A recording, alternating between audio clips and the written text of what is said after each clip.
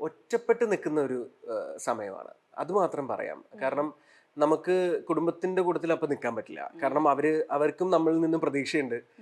അവരുടെ പ്രതീക്ഷയൊന്നും നമ്മൾ ആ വഴിക്കൊന്നും പോയില്ല. പിന്നെ എൻ്റെ അച്ഛനൊരു കോളേജ് അധ്യാപകനാണ്. അപ്പം ഇപ്പം റിട്ടയർ ചെയ്തു.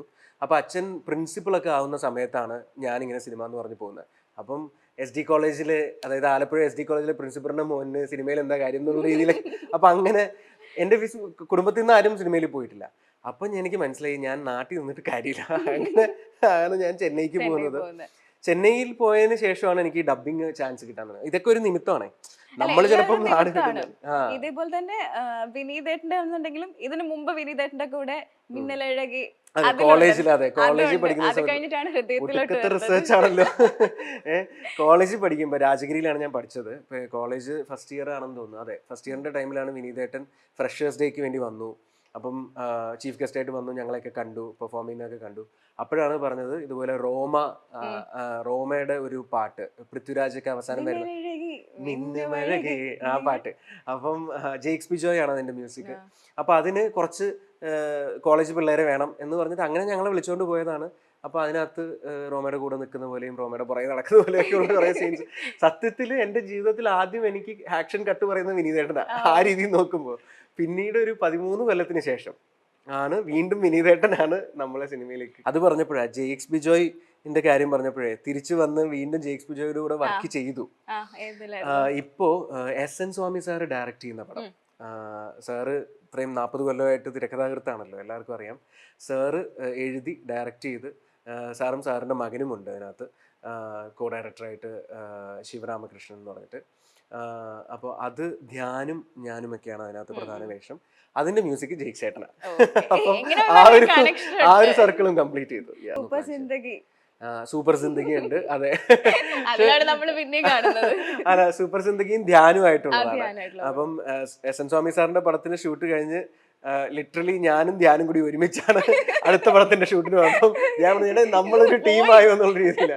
അത് കഴിഞ്ഞ് സൂപ്പർ സിന്ദഗിക്ക് ശേഷം ഇപ്പോ വിനീതേട്ടന്റെ പടം, അതിലും ധ്യാന് അപ്പുവും ഞാനുമാണ്. അപ്പം അങ്ങനെ ഞങ്ങളൊരു 3 പടമായി ഇപ്പൊ സൂപ്പർ സിന്ദഗി. പക്ഷെ എപ്പോഴാണ് റിലീസ് പ്ലാൻ ചെയ്യുന്നതെന്ന് അറിയില്ല.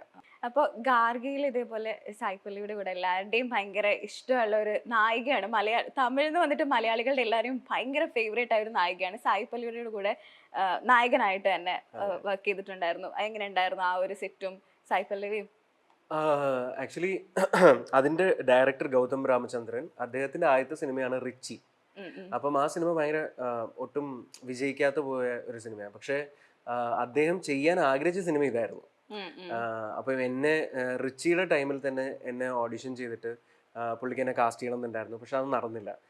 3 വർഷത്തിന് ശേഷം പുള്ളി വിളിച്ചിട്ടാണ് പറയുന്നത്, Kalesh, I am starting my second film, പക്ഷെ ഞാൻ ഇതെന്റെ ഫസ്റ്റ് ഫിലിം ആയിട്ടാണ് കാണുന്നത്, ഇതിൽ താൻ ചെയ്യാമോ എന്ന് ചോദിച്ചു. ഞാൻ തീർച്ചയായിട്ടും ചെയ്യാം. അങ്ങനെ എന്നിട്ട് കഥ കേൾക്കുമ്പോഴാണ് പറയുന്നത് സായ് പല്ലവിയാണ്, നിങ്ങളാണ് പെയറായിട്ടാണെന്നൊക്കെ പറഞ്ഞപ്പോൾ ഞാൻ പറഞ്ഞു ഓക്കെ ഫൈൻ. പിന്നെ അത് കഴിഞ്ഞ് ഷൂട്ടിന്റെ ടൈമില് പുള്ളിക്കാരിക്കും ഇതിനകത്ത് നമ്മൾ മാക്സിമം സിങ്ക് സൗണ്ട് ആണ് പിടിച്ചിട്ടുള്ളത്. അതായത് ഡബിങ് ഇല്ല, ലൈവ് സൗണ്ടില്ല.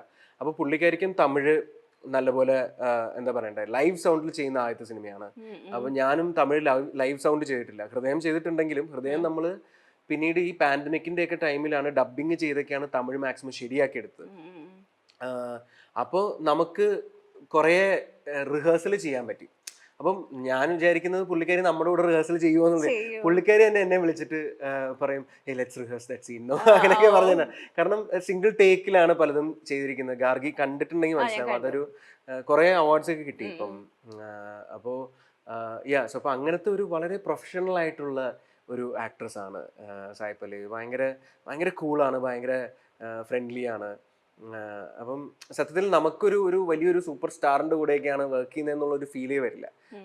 അപ്പം എസ്പെഷ്യലി ഒരു ഹീറോയിന് അത്രയും വലിയ സ്റ്റാർ ആയിട്ട് നിൽക്കുമ്പോഴേ അവരുടെ പേര് ആരാ, അത് പുതിയ പയ്യനാണല്ലോ, ചിലപ്പോൾ വേണ്ടാന്നൊക്കെ പറയാം അവർക്ക് വേണമെങ്കിൽ, വേറെ ആരെങ്കിലും ഇട്ടൂടെ. അതെ അതെ, അപ്പൊ നല്ല ആർട്ടിസ്റ്റ് ആണ് അതുകൊണ്ടാണ്.